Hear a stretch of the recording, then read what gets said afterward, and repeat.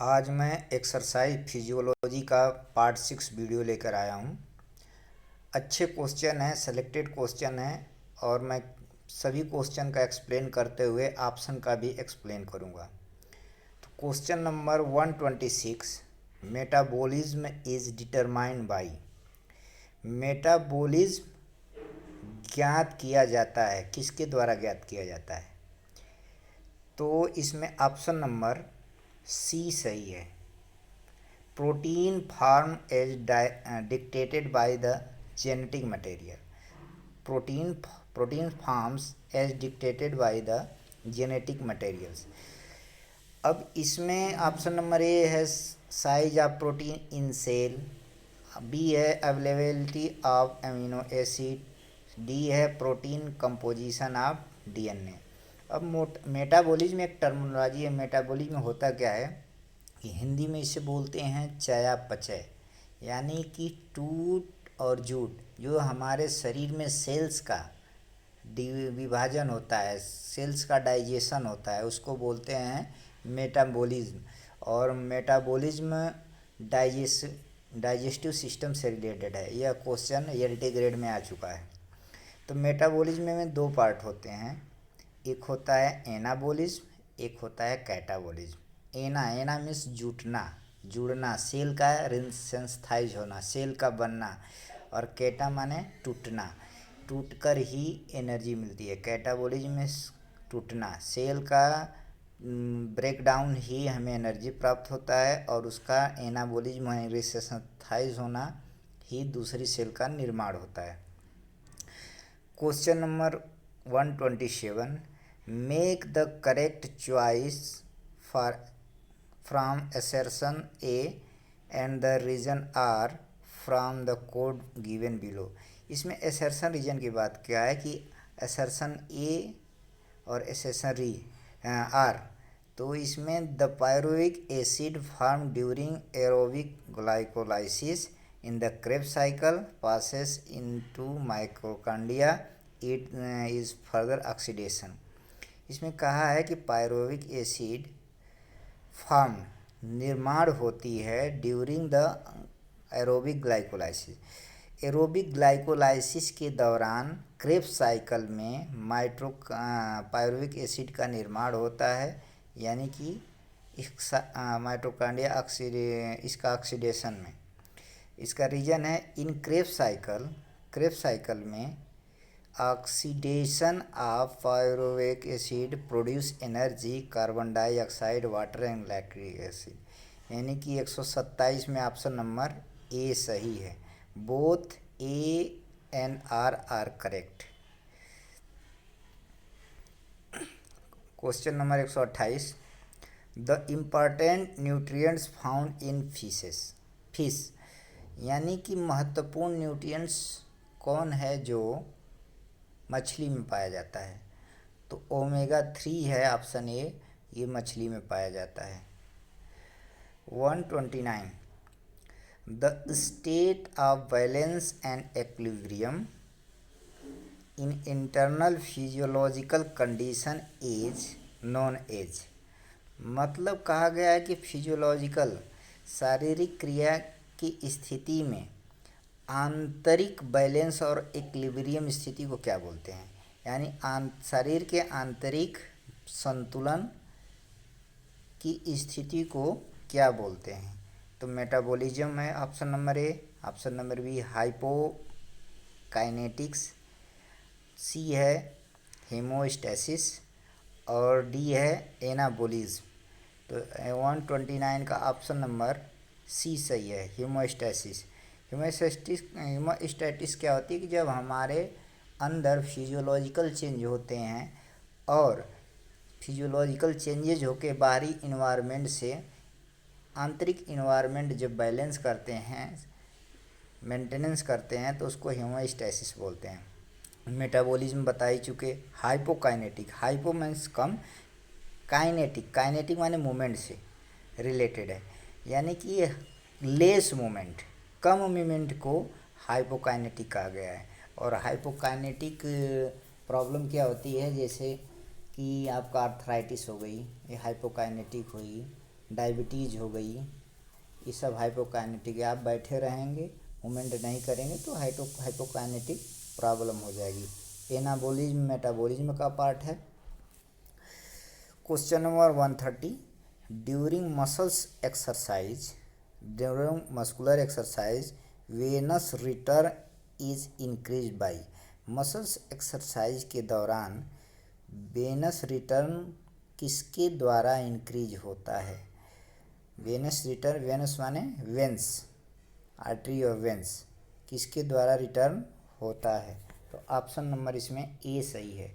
The pumping action of the muscles and the increase in respiration, यानी the pumping action of the muscles and the increase in respiration. Question number 131, the contractile unit of skeletal muscles. Contractile unit of skeletal muscles, यानी कि skeleton पेशीय muscles की संकुचन इकाई कौन सी है? 131 में पेशीय muscles की संकुचित इकाई कौन सी है? तो इसमें 131 का ऑप्शन नंबर ए सही है, सार्कोमियर।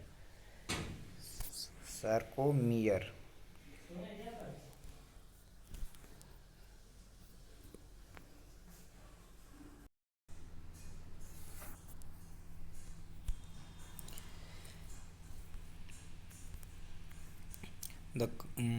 ऑप्शन नंबर ए से सार्कोमियर।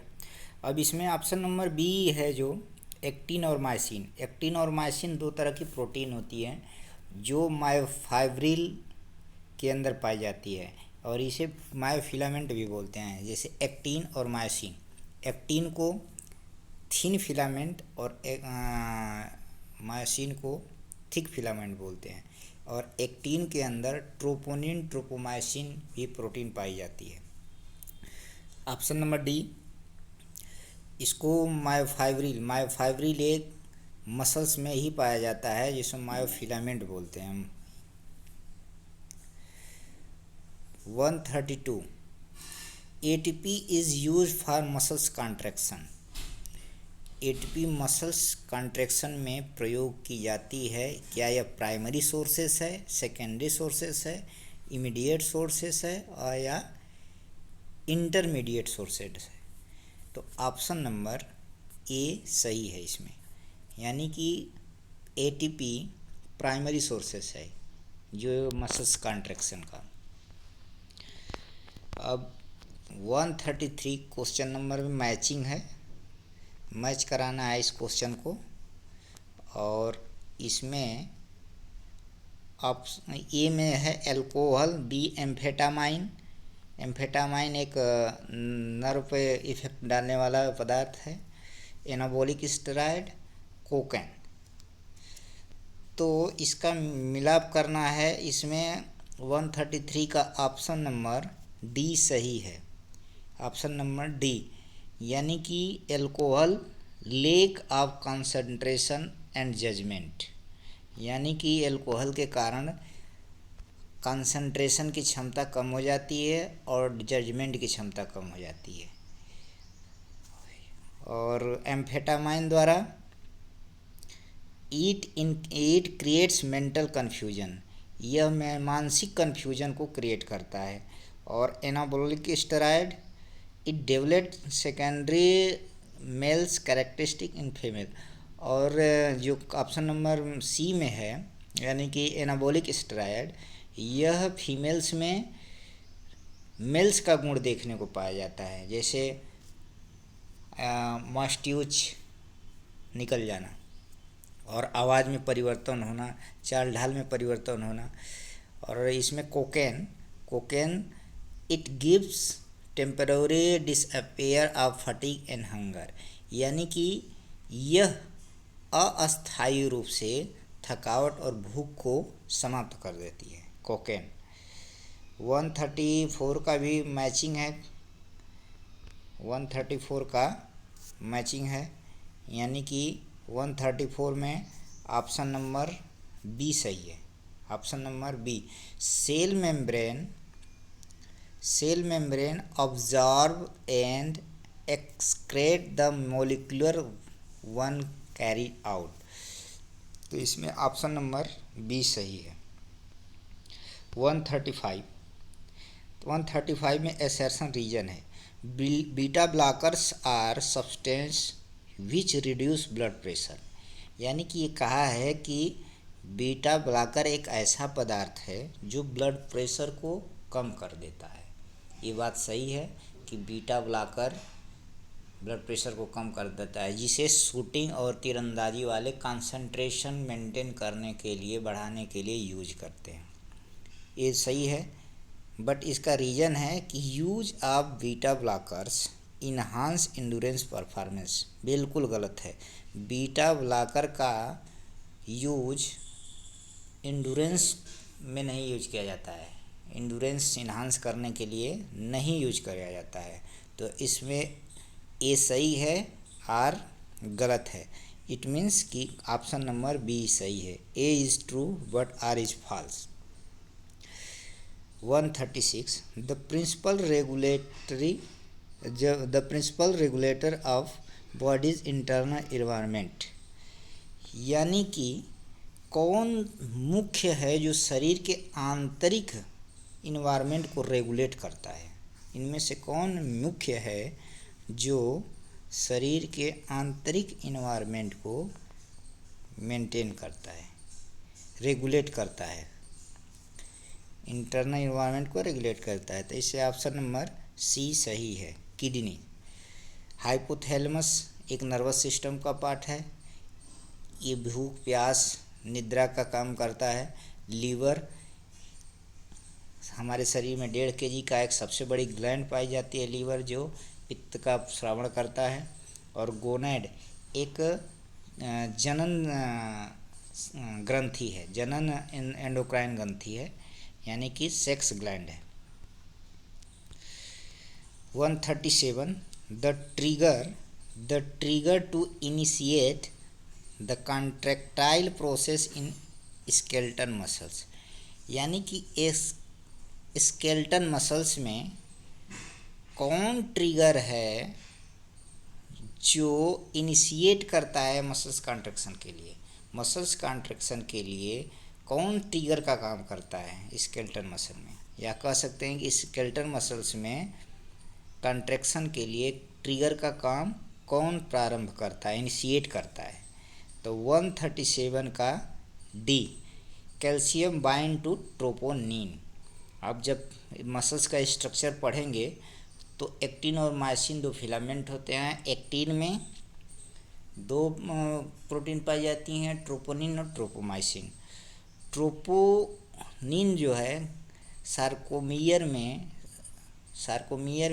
सार्कोप्लाज्मिक रेटिकुलम में उपस्थित कैल्शियम जब रिलीज होता है तो उसको बाइंड करके, यानी कि कैच करके एक अटैच बनाता है, जिसके कारण ये वहाँ से इनिशिएट होता है, मसल्स कॉन्ट्रैक्शन का प्रारंभ होता है।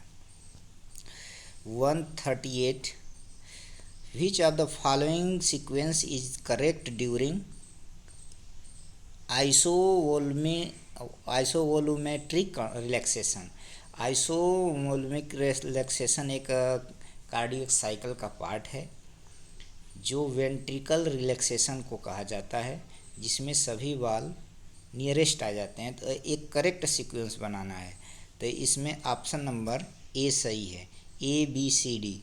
यानी कि वेंट्रिकल रिलैक्सेशन, पहले वेंट्रिकल रिलैक्स होता है, उसके बाद वेंट्रिकल प्रेशर ड्रॉप, वेंट्रिकल जो हार्ट का निचला चेंबर होता है वेंट्रिकल, उसका प्रेशर ड्रॉप होता है, कम होता है। फिर एट्रियल रिलीफ, उसके बाद ऑप्शन नंबर डी, यानी कि सेमीलूनर वाल्व क्लोज, यानी लास्ट में वाल्व क्लोज हो जाता है, बंद हो जाता है। 139 का A, which of the following is mainly responsible for clotting of the blood. निम्नलिखित में से ब्लड के क्लॉथिंग के लिए कौन सा रिस्पॉन्सिबल है। तो इसमें 139 का ऑप्शन नंबर ए सही है, थ्रोम्बोसाइट। थ्रोम्बोसाइट जो ब्लड का पार्ट है, जो ब्लड इरिथ्रोसाइट, ल्यूकोसाइट और thrombocyte. Erythrocyte red blood cells को बोलते हैं, ल्यूकोसाइट वाइट ब्लड सेल्स को बोलते हैं और प्लाज्मा को थ्रोम्बोसाइट बोलते हैं। थ्रोम्बोसाइट के द्वारा ही ब्लड का क्लॉथिंग होती है। हीमोग्लोबिन ऑप्शन नंबर बी में है। हीमोग्लोबिन, हीम एक आयरन है, कण है, और ग्लोबिन प्रोटीन है, जो कि हीम की मात्रा 5% होती है और ग्लोबिन की मात्रा 95% होती है ब्लड में। और फैगोसाइट, फैगोसाइट ये ल्यूकोसाइट का ही एक पार्ट है, जो शरीर में उपस्थित यानी शरीर में बाहर से प्रवेश करने वाले हानिकारक वायरस बैक्टीरिया को खत्म करता है, मारता है। इसको बोलते हैं phagocyte. Question number 140, in anatomical language the heart muscle is called. Anatomical भाषा में हार्ट मसल्स को क्या कहते हैं? हार्ट में 3 लेयर होती है, यानी कि पेरिकार्डियम, मायोकार्डियम, इंडोकार्डियम, और चौथा ऑप्शन जो है इपिथेलियम। तो इसमें अगर एनाटॉमिकल भाषा की बात करें तो मायोकार्डियम सही है। पेरिकार्डियम सबसे ऊपर, मध्य वाली मायोकार्डियम और इंटरनल इंडोकार्डियम, और जो इपिथेलियम है ये स्किन को बोलते हैं, स्किन के ऊपरी भाग को एपिथेलियम बोलते हैं। Question number 141, while the birth place of red blood cells in the body the bone marrow, यानी कि रेड ब्लड सेल्स का जो जन्म स्थान है वो बोन मैरो में है, लेकिन उसका गिवार्ड मृत्यु कहाँ होती है? तो ऑप्शन नंबर बी सही है। 141 का ऑप्शन नंबर बी, स्प्लीन में इसकी मृत्यु होती है। Question number 142, for every high force concentration for every high four contractions lasting 1 to 2 seconds, the initial energy sources is from। तो ऑप्शन नंबर डी सही है, ATP storage. For every high force contraction lasting 1 to 2 second the initial energy sources from, यानी कहा है कि high contraction के लिए, high muscles contraction के लिए, फोर्सफुली कॉन्ट्रैक्शन के लिए 1 और 2 सेकेंड में जो हमें एनर्जी प्राप्त होती है, प्रारंभ होती है, उस कहाँ से प्राप्त होती है? Option number D, ATP storage से। एटीपी स्टोरेज है, जो ग्लाइकोलाइसिस की प्रक्रिया है वो लंबी होती है, जिसके कारण सबसे पहले एटीपी स्टोरेज से हमें एनर्जी प्राप्त होती है। Question number 143, according to Cooper, वो 1968 value of 12 minute run test converted to VO2 max by volume of oxygen, maximum volume of oxygen बोलते हैं VO2 max को। तो ऑप्शन नंबर ए सही है, volume of oxygen, option number A सही है। 144 का विच of the following is true, निम्नलिखित में से कौन सत्य है? तो इसमें ऑप्शन नंबर बी सही है, creatine supplements can increase muscles in strength और पावर। क्रिएटिन जो पदार्थ है, सप्लीमेंट्स है, वह मसल्स की शक्ति और पावर को इंक्रीज करता है। Question number 145, which organs perform endocrine as well as exocrine function in human body। कौन सा ऑर्गन्स एंडोक्राइन के साथ साथ एक्सोक्राइन का भी कार्य करता है मानव शरीर में? मानव शरीर में कौन सा ऐसा ऑर्गन है जो एंडोक्राइन के साथ साथ एक्सोक्राइन का भी काम करता है? तो 45 का सी, पैनक्रियाज। अब एंडोक्राइन और एक्सोक्राइन एक ग्लैंड है, जो एंडोक्राइन की बात करें तो ये डायरेक्ट हार्मोन्स को ब्लड में रिलीज करता है, और एक्सोक्राइन की बात करें तो ये हार्मोन्स डक्ट द्वारा, नली द्वारा हार्मोन्स को रिलीज करता है। तो लीवर जो है और गॉल ब्लैडर, ये डाइजेस्टिव सिस्टम का पार्ट है, और ये एक लीवर ग्लैंड है जो इसको बोलते हैं मिश्रित ग्लैंड। पैंक्रियाज को भी मिश्रित ग्लैंड बोलते हैं। किडनी कोई ग्लैंड नहीं है, आर्गन है। विच of the following properties is not processed bye slow teach fibre. अब इसमें कहा है कि स्लो टिच फाइबर का कौन सी विशेषताएं नहीं है। 146 का ऑप्शन नंबर डी, यानी कि option number D, high haemoglobin, यानी कि स्लो टिच फाइबर में कम हीमोग्लोबिन होती है लेकिन हाई मायोग्लोबिन का मतलब होता है एक प्रोटीन होती है जो ऑक्सीजन को कैरी करता है। और रेड फाइबर थोड़ा होती है स्लो एक्शन एंड पोटेंशियल, मगर इसमें ऑप्शन नंबर डी सही है कि इसमें कोई इसका विशेषता नहीं है high haemoglobin. 147 thin myofilament do not compose of which one of the following protein। thin myofilament do not compose of which one of the following protein। जो thin myofilament होता है, thin myofilament do not compose, यानी thin myofilament do not compose of which one of the following protein। जो thin myofilament होता है वो निम्नलिखित में से किस प्रोटीन के अंतर्गत नहीं आता है, कंपोज नहीं होता है, बनता नहीं है। तो थीन जो बोलते हैं एक्टिन को बोलते हैं और थिक बोलते हैं, मायोसिन को बोलते हैं। तो इसमें ऑप्शन नंबर डी सही है, मायोसिन को थिक फिलामेंट बोलते हैं।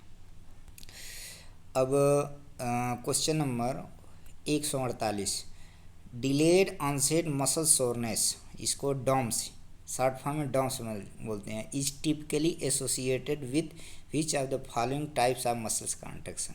किस प्रकार के मसल्स कॉन्ट्रैक्शन में डॉम्स यानी मसल सोरनेस, मसल पेन से संबंधित है। तो ऑप्शन नंबर इसमें 148 का सी सही है, इसेंट्रिक। अभी कॉन्ट्रैक्शन की बात करते हैं मसल्स कॉन्ट्रैक्शन।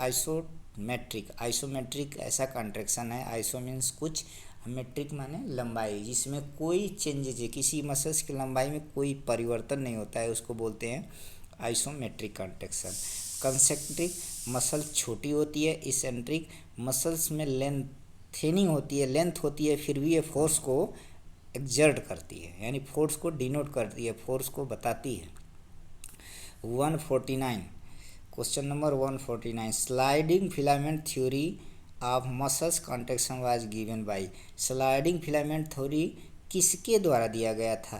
तो इसमें ऑप्शन नंबर ए सही है, हक्सले के द्वारा दिया गया था, यानी कि ऑप्शन नंबर ए सही है। अब question number 150, which of the following best example why age predicted maximal heart rate is use to regulate the intensity of aerobic exercise. Which of the following best, निम्नलिखित में से कौन सा best example है जो एज को predict करते हुए मैक्सिमम हार्ट रेट के बारे में बताता है और बताता है कि एरोबिक एक्सरसाइज की तीव्रता क्या होनी चाहिए। तो 150 का D, heart rate and oxygen consumption are closely related।